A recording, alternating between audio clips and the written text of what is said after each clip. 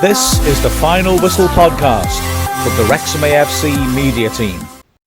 The Hot Take podcast, the final score, Wrexham 3, Halifax Town 1. Wrexham having to really fight hard for this after a disappointing start to the game. They really didn't get going in the first 15 minutes. Went behind in the 12th when Tozer went down in the box very easily from a challenge by Luke Young. The referee pointed to the spot. It was a very harsh decision. Tozer himself stepped up, sent Howard the wrong way, and Halifax had the lead. Wrexham huffed and puffed. McFadden hit the bar. There were a number of penalty shouts, at least 3 of which were more convincing than the one given to Halifax. One of which, a late tackle on Ford as he crossed it in for McFadden at the bar. An absolute no-brainer foul. And yet the referee, who I've got to say, did not cover himself with glory, failed to take action on any of them.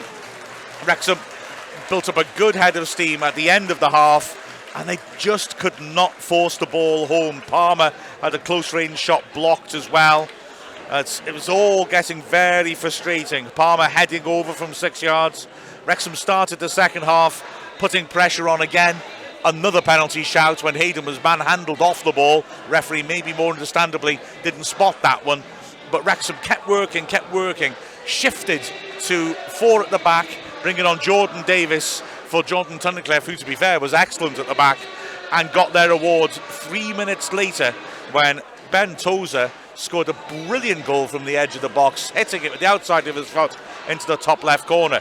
Now the question was, could Halifax survive? It was attack against defence from that point. Sam Johnson in goal again, as he always seems to, had a brilliant game. Made an amazing double save, stopping a deflected shot from Lee, and then somehow diving on the line to deny Hayden from about a foot off. Then another fantastic save from Palmer after he was one-on-one, the ball ricocheting across the face of goal, and then a lucky save as Jones smashed in a shot. Johnson fumbled it and it dropped just the wrong side of the post. But with Dalby now up front as well, Wrexham kept pushing, kept putting pressure on, and got the lead with 7 minutes left. An excellent goal.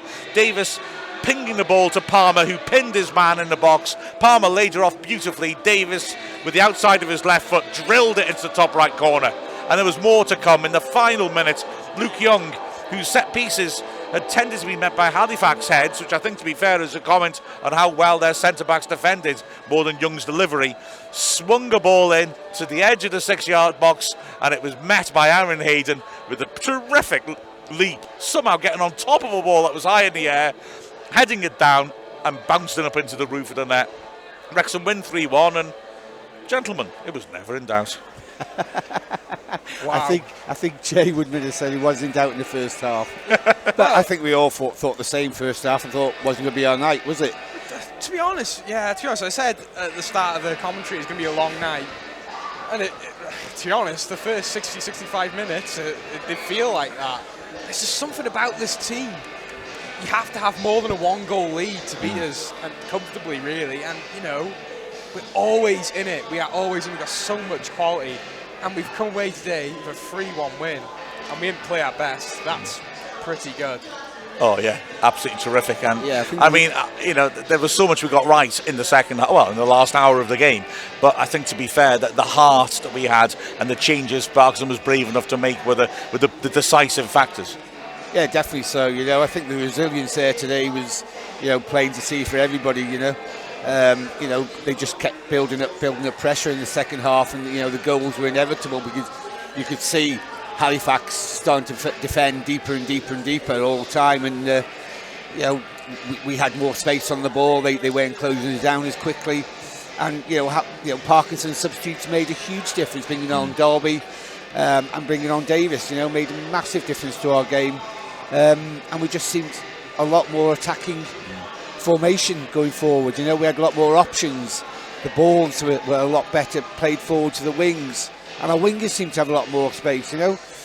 Was the win in doubt? Yeah, 1-0 down, it was in doubt, but the resilience in this team is fantastic, and fair play to them for they play for a full 90 minutes, the whole team, and they never give up. We keep finding different ways to win, don't we? Mm-hmm. Yeah, very much so. It's an absolute joy to watch this side, isn't it? It's never ever a chore, and today is another example of it, isn't it? Really, with all the madness that's going on around the world, it's nice to have to come here and forget about Everything life else. for 90 minutes. Yeah. I've got to say as well, I mean, the fans in the second half were astounding. Yeah. When we were going through rough patches at the start of the half before we got our rhythm going, they just made so much noise. And it just, I mean, you can understand why this team, as I mentioned at the end of the commentary, has now established the third longest run of home league wins since we joined the Football League in 1921, because they come here, it feels like home, doesn't it? They expect to perform and they expect to be supported at the racecourse. And I think, as I said to you earlier, you know, the players will react to the fans. Once the fans get behind the team, the players will react to that. And the players have said that themselves, you know. And it really worked. You know, was it our biggest crowd of the season today? Yeah. You know, and the place was packed. And yes, they made some noise. They got behind the team, which is great. I mean, it's a whole ground got behind the team, which is great for them. You know, the player out there, it must be fantastic hearing the noise coming from the stands, and it does lift you, and that's what it did. You know, they lifted their game as well, and we come away with 3 goals in the second half, and 3-1 win, which I'm happy with. We're still 3 points behind Notts County, but it's a long way to go yet, guys. They haven't come here yet. No, that's my big issue. Chesterfield and Notts County have beat us, and Notts County are only 3 points ahead of us. Yeah. So that means they're dropping points elsewhere, and it's a long, long season. But Notts County are a good side too, so it's going to be very interesting. Man of the match? I'd say Aaron Hayden. Yeah. I say it really impressed me. I was saying in the commentary, you know, he was looking across on that when he scored his third goal. He was looking across at Park here on the sideline. Do I go up or not? He was still in the centre circle when he started running. And he got to the edge of the 18-yard box just as Luke Young was going to take it, and he just ran in onto that perfect ball and met it, and nobody challenged him. There was nobody there. Yeah. And it was a great. Maybe that's how you beat a defence, is winning everything. Yeah, correct. Come in Don't late. turn up and then suddenly arrive unexpectedly. They didn't expect him to be there. Yeah, exactly. His physical attributes are amazing, and on the ball, some of the skill he was producing today to get past players for a centre half in the National League. Attacking. Wow, I'd be really surprised if there isn't Championship clubs looking at him, because he's different gravy. I agree.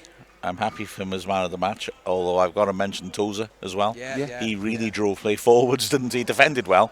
He drove play forwards and he scored a hell of a goal. I think the whole defence played well today, to be honest. As a unit, they defended really well. I thought Turcliffe was brilliant as well. And the energy of both Ford and McFadden, I thought, going forwards and trying to make things happen was impressive. So I think there were quite a few contenders there. A very satisfying day for Wrexham. Remember, of course, that we'll be live again on Saturday, hopefully on Wrexham Player. And next Tuesday as well. And then Tuesday, that's right. And then the Sunday again after that. But certainly to conclude the Hot Take podcast, a bit of this at least, with the final score of Wrexham 3, Halifax Town 1. We've been Mark Griffiths, Chay Long and Neil Williams. Los tres caballeros de comentario de fútbol. This is the Final Whistle podcast from the Wrexham AFC media team.